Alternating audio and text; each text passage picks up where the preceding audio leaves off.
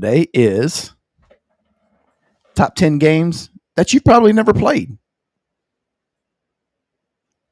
God, that's a shitty fucking. I couldn't think of a name. I just couldn't think of a good name. Why did I agree to this top 10? Do you have it? It's stupid. Can you do it? All right, yes, I can do it. All right, All so right. top 10 games you probably never played, but I have. That's what. Yeah, but there you go. Oh God, see how I had to fucking fix that and salvage that top 10 name. You salvage these nuts on your face. What a stupid shit. All right, anyway, my number 10, Grant. Mm-hmm. All right, is Rise of Kingdoms. Rise of Kingdoms. Oh, dude, I remember you fucking played the fuck out that game. I remember that. Fuck out of this. All right, so this game actually released on mobile as Rise of Civilizations first, but they thought that was a little bit too uninclusive, I guess, or not inclusive.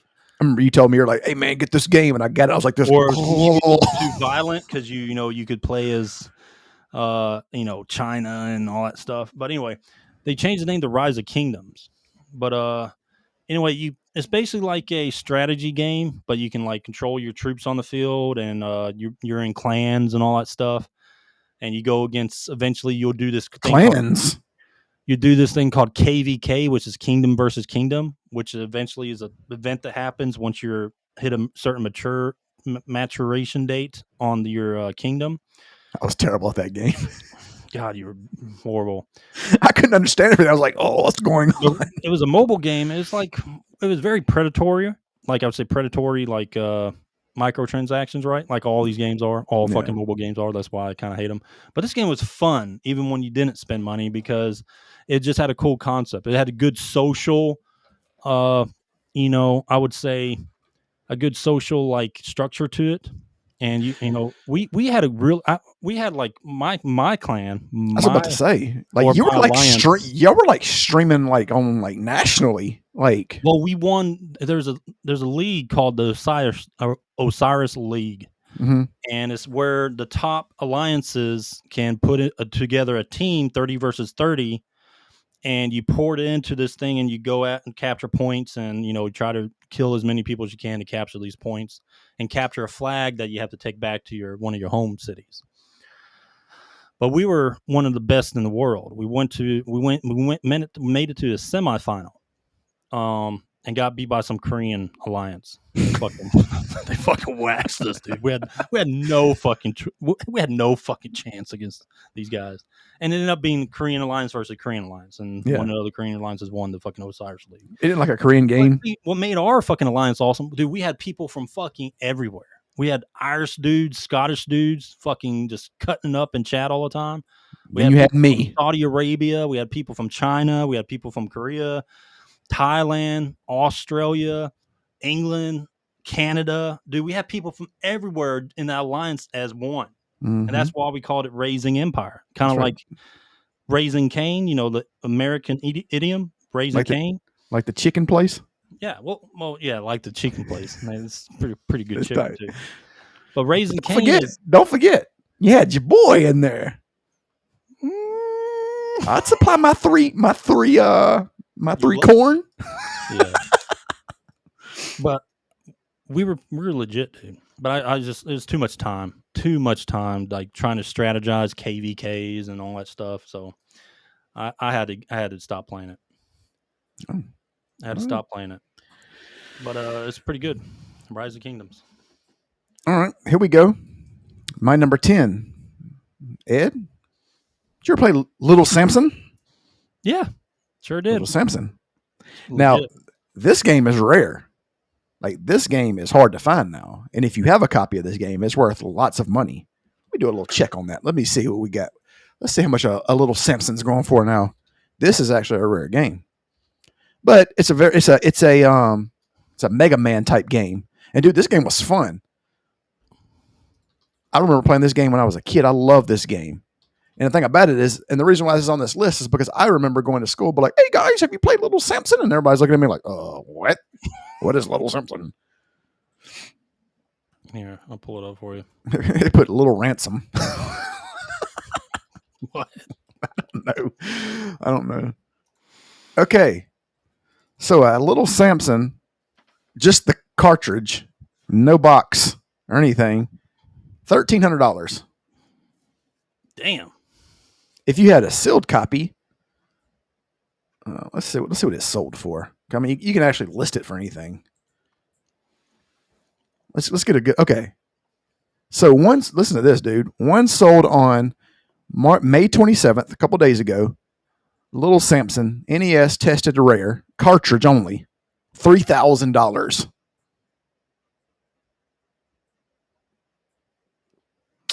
$3,000. Okay, you good? I'm good. Okay. I wish I got into the game collecting a long time ago. All right. Anyway, you don't know about that little Samson life. I tell you what, you'll know this next one though. Okay. All right. My number 9, Grant, is Grim Dawn. Okay. This was a low-key Diablo Slayer. Like, this was really I do remember good. that. This was like 6 or 7 years ago. Came out in 2016 on a PC. Yep, I remember that. 5 years later, it got an Xbox release. You told me you actually told me about this game. You did. I remember this. Entertainment, dude. Yeah, I remember playing it. It was had good. Several expansions, but man, it was good. Like, I thought it was. I loved the customization, like the skill customization and stuff like that. Mm-hmm. And it was better than Diablo 3. It was, to my personal opinion, way better. But they had 2 expansions: Ashes of Malmoth and Forgotten Gods. But a lot of people haven't played this. This thing was legit. It was a legit action RPG. Yeah. All right, Grant.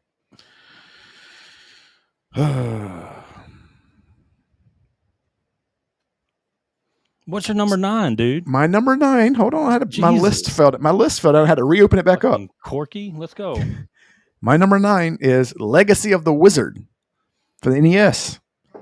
So this game was part of the Dragon Slayer series. Now this is one of those games that was like super complex. So I had to figure it out where you had like a bunch of characters. This is one of those games they try to do D&D on the NES, which you kind of imagine how that kind of went. But it was fun. I liked it. I enjoyed it. What'd you like about it, Grant? That it was like D&D. Oh, okay. That's it? Oh, but you know what? The only downside about this game, and surprisingly, it's by the same company that made Deadly Towers. Oh, God, yeah. All right. Grant, we had a game called Final Fantasy Tactics. Mm-hmm. Phenomenal.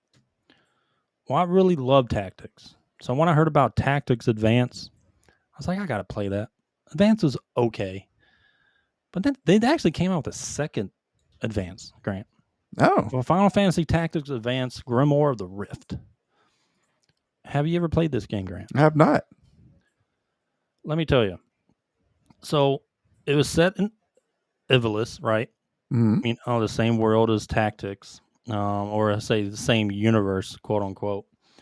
But this one was a little bit different. It introduced like a judge system, and it would affect like the battle conditions when you're fighting, and it was unique. But the story, when you're comparing the Tactics, you're comparing to the first one. The first story was just so great. The advanced stories were very lackluster, in my opinion. But it did have over 50 job classes, and pulled that same feel that you got from Tactics, but it was just different. It just wasn't as good, in my opinion. But the judge system did make it very unique. But not a lot of people probably played this, honestly. Yeah, not a lot of people. All right, Grant, go ahead. My number 8, Ed. Do you remember the game Equinox? I do. Mm-hmm. It was the sequel to Solstice for the NES. This game was a action adventure, and it had a lot of puzzle solving and exploration. And I remember you played as Glendal, the son of the Solstice hero Shaddix. Remember that? Yeah.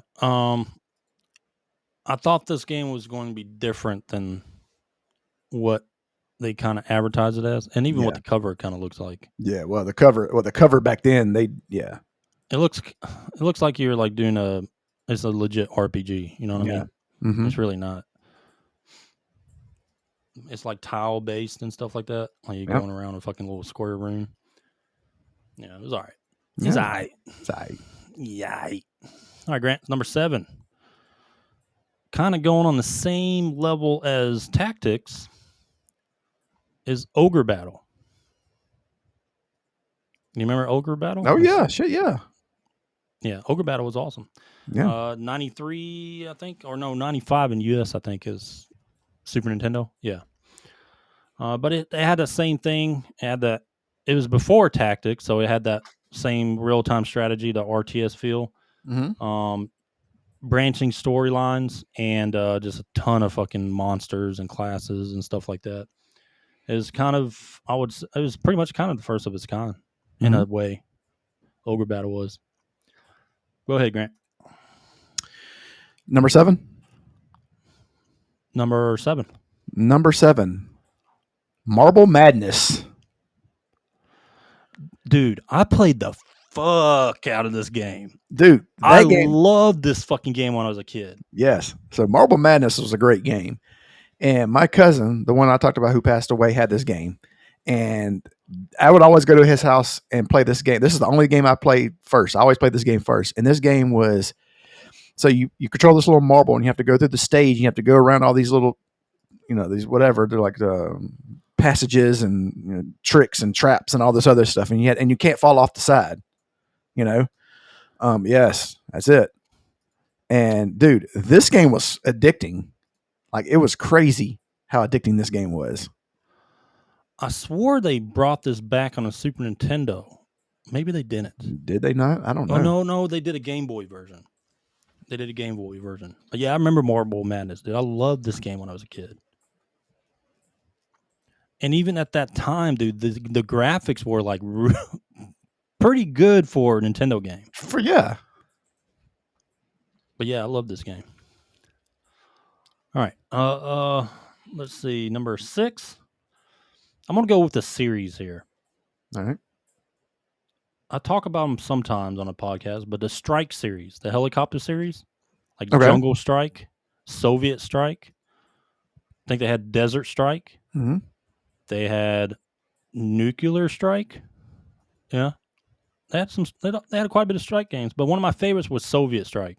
Okay. Just because that's the first time it was on PS1, first strike game on PS1, and they had the real video, and they had the girl with her bra on and stuff like that, one of your secret agents and stuff like that, and it was an actual actress. I remember being a kid and was like, oh, that's fucking awesome. Some boobies. Right. And the strike games were always some of my favorites. All right. Go ahead. Number 6. Now I know you didn't play this game. This game was for the Nintendo, and it was called Anticipation. No, I didn't play that. Okay. I told you. Only you would play something like exactly. this. Well, this is a game, like a game, like as in like a game, it's like a drawing game. You play with other people. Does that make sense? So it's like party game. Basic. Yeah, I'm sorry. That's exactly what it is. But it's all about drawing. Like, it's kind of like what's that game that you play where you draw and you have to guess what it is? Talking about Pictionary? Pictionary. It's Pictionary. Pictionary, just like that. It's just like that. So you would have to, you would land on a wheel. Pull it up. I mean, you can pull it up. You'd land on a thing, whatever. I'm trying to pull it up. Don't rush me. You're probably like, I can't fucking find it. No, I found it the first thing. Okay. Right there. Yeah, so that's it. So anyway, so what you would do is you would land on the thing, like you'd roll the dice and you land on 2 or 3 people, 4 people played or whatever, and it would start drawing. And you had to guess, people had to guess what it is, and you had to like type it in what it is before it finished drawing. Or even when it finished drawing, you didn't know, and whoever typed it in first won.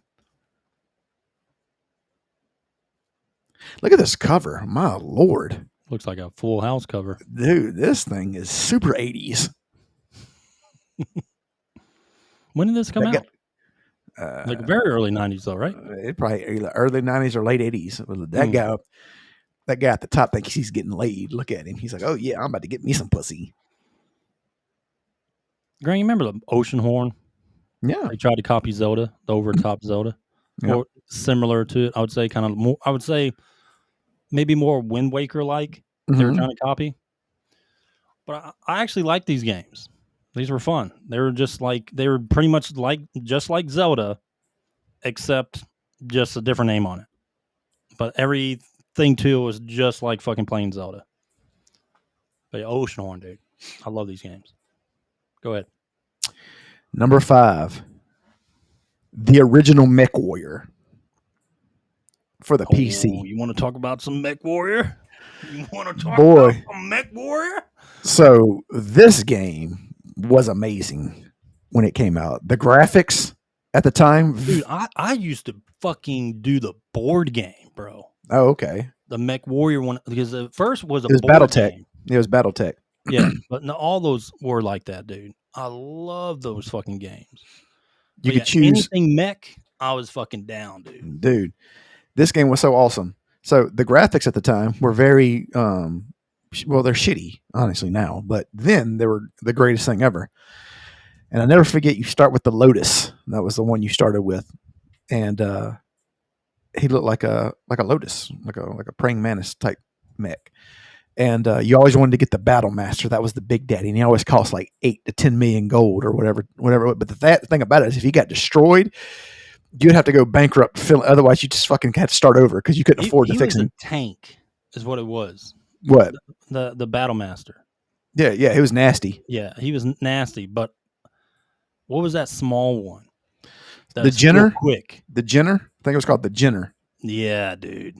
You could. He was super fast, and then super fast. Not like huge firepower, but boy, that thing could move. Yeah, and then they had the Shadow Hawks could fly. Yep. And then they had the Marauders. The Marauders are my favorite because they look like crabs. Yeah. I didn't know it was on Super Nintendo. That's pretty cool. Game. I think it was BattleTech or something. But I was like 12 years old or 11 years old. I had my little Japanese Imperial. God, you look like a loser. I did. But I walk in there, boy. They knew I was coming. They were like, "Oh, dude, I God!" used to destroy people as a young age, dude. Yeah. I used to make grown men fucking just rage out, dude. And I would just wax everybody on the board. Dude, I love this game, man. But this game. My little bandana with my little Imperial sun right there. Oh God, fucking the son of Davian. I was a beast, dude. All right. Let's see. What was that? We're on 4. We're on 4. All right, Grant. This is one of the first ROM games I ever played. Okay. When I mean ROM, I mean like fucking floppy disk. You know what I mean? Yeah, yeah. DOS. Like straight up MS-DOS. Yeah, gotcha. Okay. All right. Dude, let me show you this. I don't know if you remember this game or ever played it or heard about it, maybe. Vengeance of Excalibur. No, I don't think I played this one. This was 91 DOS. Oh yeah, no. But it was RPG, Arthurian time, but you're like crusading in Spain, killing the Moors and shit. Mm-hmm. Like you could not make this game today because of how PC fucking people are. Oh yeah. But you would fucking slaughter Moors. All right. I wouldn't know what the Moors were. Yeah. But yeah, you just manage. It's like historical and biblical kind of put together with the fantasy, of course, of Knights of the Round Table. But this game looked legit. Dude, this game was legit looking back in the day. Let me show you. Where's my screenshot? Like it was good looking for a 91 game. Dude, that is good looking. Yeah, but you went around as knights, you find Galahad, Lancelot, all that stuff, and you go around killing other knights or killing Moors, adventuring in dungeons and shit like that. But like it was fucking raw, dude. For a kid, like it's not even a kid game, but I played it. I got my hands on it. But yeah, this was a great game. Great game. All right. Number 4. So Number 4. Number 4. For the NES, Who Framed Roger Rabbit? Oh, yeah. Now, this game, I used to love this game, dude. I love Jessica Rabbit, boy. Yeah, well, everybody loved Jessica Rabbit. But in this game, you played as the detective. Like you didn't play. Well, Roger Rabbit was with you, and he was annoying. But the cool thing about this game is like you can like charge up your punch and punch everybody. Like you can just punch them in the face. You could punch women. Like they couldn't make this game today because you can actually like beat the shit out of women. You could. and then you have to like search stuff and find clues and all this other. Dude, this game was great, man. Like I love this game, even though it was made by 𝐬𝐮𝐬𝐫𝐞. My small self, first introduction to a horror. Dude, Like, Jessica that's Rabbit, what she man. was, dude. Like She's a gold digger. I didn't understand the concept. Like, Yeah. if you go back and watch that now, trust me. Oh yeah. Like it's crazy. Yeah. That and what was that animation called? Cool World. Cool World. Yeah. With the chick like Pamela Anderson, like whatever. Oh, buddy. Like that was coming up right when I was learning how to jack off. Yep. All right. Grant, you'll like this one. You'll know it because we used to do it all the time. All right, Grant. My number 3 is just mud games. Oh yeah. Shit, dude. Oh my God. Text-based games. That's all it were. Dude, I love answering like key buttons to move around in a fantasy world that was all text written. But these were all fucking awesome, dude. You're not a nerd unless you play. You're not a real nerd unless you played these. Not a real nerd. We would be up in my mom's office, that computer lab, for hours. Dude, it would be like 4 a.m. before we leave playing this shit. Oh my God, dude. These were fucking awesome. I loved it, dude. Yeah, mud games in general. That's good. Yeah. Go ahead. Ed, number 3. There was King's Quest, which I'm sure everybody played. There was Space Quest, which I'm sure everybody played. But Ed, Police Quest. There was Police Quest. And boy, Police Quest was great. It was actually kind of raunchy for its time. Like, because you had to like go into the shower and all this other stuff and like, pull over hookers, stuff like that. But no, dude, this game was great. Like this game was I love this game. Yeah, Police Quest was good. Yeah. All right. Grant, here's another one I played the hell out of. Mm-hmm. But not many people talk about it anymore. Just because it got replaced by another game. Grant, it's Final Fantasy 11. Yeah, it's true. I actually really love this game. You did play this game a lot. I don't know what it's about. Maybe it's because it's the first online Final Fantasy, was why I played it so much. But I just loved playing a Dragoon in this game because you had the little pet dragon that followed you around everywhere and attack when you attacked. It was just a cool game. And I enjoyed it because, again, the first Final Fantasy, but again, it's just like 14. It brings all those Final Fantasies together. And to me, I actually enjoyed. I played this for maybe a year or something, but I really liked it. Good game. Ed, my number 2, and you have to pull up the graphic for this one. It's called Base Wars. I know. A robot baseball game. Dude, and then you could fight. Nintendo, right? Yeah. Yes. This was my game, dude. Like you would have like one of your guys would be a tank and he would be the pitcher and he would shoot it out of the tank, out of the gun. I love this game. And then you could fight. Like you had a guy with a sword. Dude, this game was so. Yeah. Yes. Love this game. Absolutely love this game. All right. Number 1. Oh, I forgot about the guy on the motorcycle too. Yeah, he was real fast. Yeah. Number 1, Grant. I had to make this number 1. Mm-hmm. Record of Lotus War. Yeah. On the Dreamcast. Yeah, that's a good one, man. It's still under the radar. Probably not many people played it. But it was a legit action RPG. Yep. It was legit. Let me pull up the image. But dude, me and you actually put a lot of hours in it. You probably still have my copy of the game. I looked at my Dreamcast. It's not in there. Sorry, buddy. The search continues. This was, at the time, like a awesome action RPG, dude. So I remember. It was very under the radar. This game made you go get the animes. Yeah, I watched animes after this. Yeah, yep. I remember that. Yep. But it was so much fun. Like Crave Entertainment, there you go. But it was that period.